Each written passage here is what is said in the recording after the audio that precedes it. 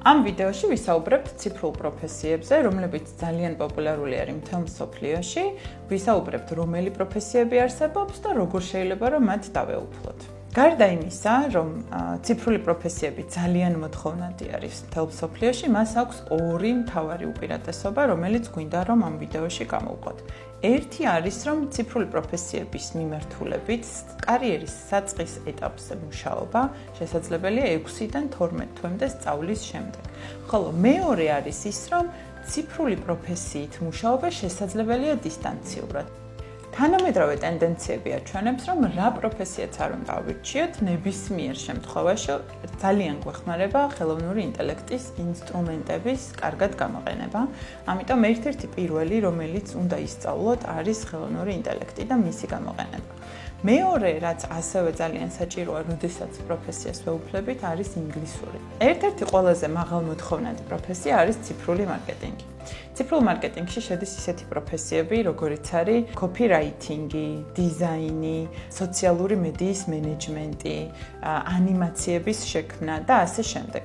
ციფრული მარკეტერები ჭირდება ნებისმიერ ორგანიზაციას, რომელსაც ან პროდუქტის, ან სერვისის გაყიდვა უნდა და უნდა რომ თავისი პროდუქტის შესახებ ინფორმაცია მომხმარებლამდე მიიტანოს. ამიტომ ციფრულ მარკეტერებზე მოთხოვნა არის ძალიან მაღალი. ტექნიკური მიმართულება ციფრული პროფესიების არის IT-ის ტექნიკური მხარე, სადაც შეგვიძლია რომ რამდენიმენაირი როლი გქონდეს. საწყისი როლი შეიძლება იყოს თანამშრომლების მხარდაჭერა IT-ის ტექნიკური ხარვეზების მოგვარებაში. აქ იგულისხმება კომპიუტერის მოწესრიგება, რაიმე პროგრამის დაინსტალირება, შეიძლება იყოს რაღაცა პროგრამის პრობლემების აღმოფხვრა და ასე შემდეგ. რაც უფრო სიღრმისეულად შეისწავლის ადამიანი IT სფეროს, ტექნიკურ ნაწილს განსაკუთრებით, მით უფრო მაღალი და სტრატეგიული როლი შეუძლია რომ ამ მიმართულებით ჰქონდეს. ძალიან პოპულარული პროფესია არის ინფორმაციული უსაფრთხოება, სადაც ადამიანები ამ ორგანიზაციების ინფრასტრუქტურას იცავენ შიდა და გარე შეტევებისგან, რომელიც შეიძლება რომ ინფორმაციას დაემუქროს. ამიტომ მარტო ტექნიკური მომზადება ან აღჭურვა კი არა, ამ ინფორმაციის და ტექნიკის დაცვაც ძალიან მნიშვნელოვანია. ერთ-ერთი ყველაზე ტრადიციული მიმართულება არის პროგრამირება, რომელიც ერთ-ერთი ყველაზე პირველი ტექნოლოგიური პროფესიაა. პროგრამისტები არიან ადამიანები, რომლებიც ორგანიზაციებისთვის წერენ პროგრამულ უზრუნველყოფებს. პროგრამისტები ძირითადად სამ ჯგუფად იყოფიან. ესენი არიან back-end developer-ები, front-end developer-ები და mobile developer-ები და ქმნიან ორგანიზაციებისთვის იმ შინაარსის პროგრამებს, რომელიც იმ კონკრეტულ ორგანიზაციას სჭირდება. პროგრამირების შემდგომი ლოგიკური პროფესია არის ტესტერობა.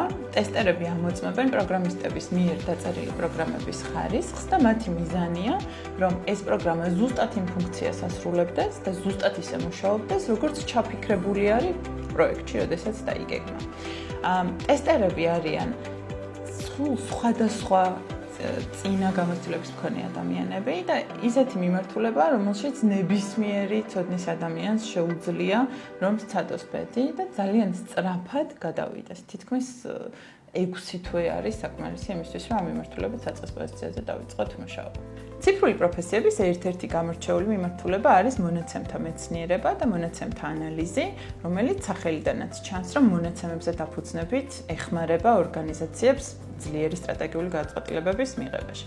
ამავდროულად მონაცემთა მეცნიერები არიან ის ადამიანები, რომლებიც ხელოვნურ ინტელექტს ავითარებენ და მიხვდებით, რომ ძალიან მოთხოვნადია მათი პროფესია დღეს, იქიდან გამომდინარე, რომ ხელოვნური ინტელექტი ერთ-ერთი ყველაზე მაღალმოთხოვნადი ინსტრუმენტია, რომელიც დღეს ვითარდება და ფაქტობრივად ყველა პროგრამულ უზრუნველყოფაში არის მცდელობა, რომ რაღაცა ფორმით იყოს ინტეგრირებული. არის ციფრულ პროფესიებში ისეთი მიმართულებები, რომლებიც არ არის საწყისი როლები, მაგრამ შეიძლება რომ ისეთი ადამიანი დაეუფლოს, რომელსაც სხვა ტიპის განათლება და სხვა ტიპის წინასამუშაო გამოცდილებები აქვს.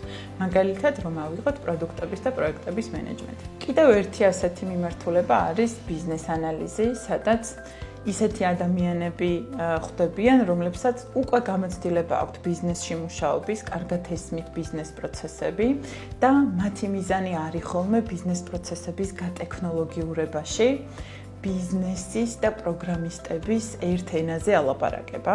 ერთგვარი თარჯიმნები არიან ხოლმე, რომლებიც შუამავალ რგოლს წარმოადგენენ ბიზნესის ხელმძღვანელებსა და ტექნოლოგიურ გუნდს შორის.